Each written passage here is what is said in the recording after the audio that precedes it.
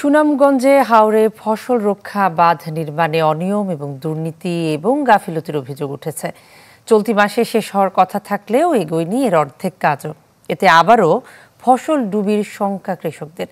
যদিও পানি উন্নয়ন বোর্ড বলছে অনিয়ম পেলে দ্রুত ব্যবস্থা নেওয়া হবে। শাইনি চুলে এখন হবে সব হেয়ারস্টাইল। সিল্কোর দ্বিগুণ শাইনি চুল প্রতিদিন। সুনামগঞ্জের মাঠিয়ান হাওরপাড়ের কৃষক জামাল মিয়া প্রতিদিন এই বাঁধের কাজ দেখতে আসেন তিনি, কারণ এই বাঁধই যে তার ফসল রক্ষার একমাত্র ভরসা। পাহাড়ি ঢলের পানি ঠেকাতে তাহিরপুর উপজেলার গাজীপুর গ্রামের মাঠিয়ান হাওরপাড়ের ৬৮ নং প্রকল্পের ব্যয় ধরা হয়েছে প্রায় ২০ লাখ টাকা। অথচ এই বাঁধের ২০ ভাগ কাজও এখনো শেষ হয়নি।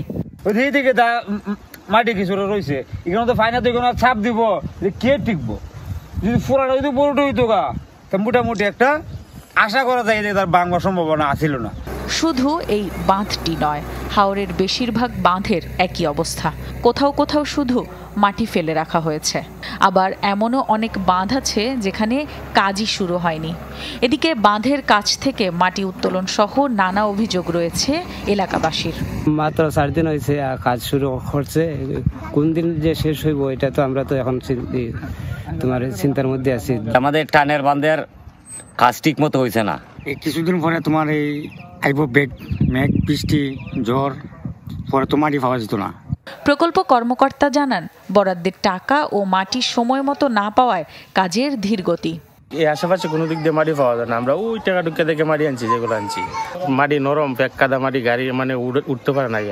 ওই মুখে ফালাই তো জায়গা পরে এই মানে সাইডটা না দেওয়া লাগে, স্কোয়ারে সাইডটা টান দিয়ে মাথায় আনা লাগে।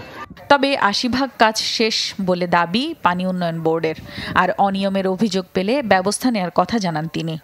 সবগুলো পিএসসির কাজ চলমান রয়েছে এবং ইতিমধ্যে আমাদের কাজের অগ্রগতি প্রায় ৮০%।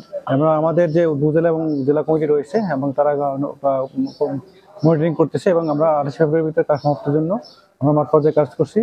দ্রুত বাঁধ নির্মাণের কাজ শেষ করার দাবিতে সম্প্রতি মানববন্ধন সহ নানা কর্মসূচি পালন করেছেন কৃষকরা। Desk report, channel 24।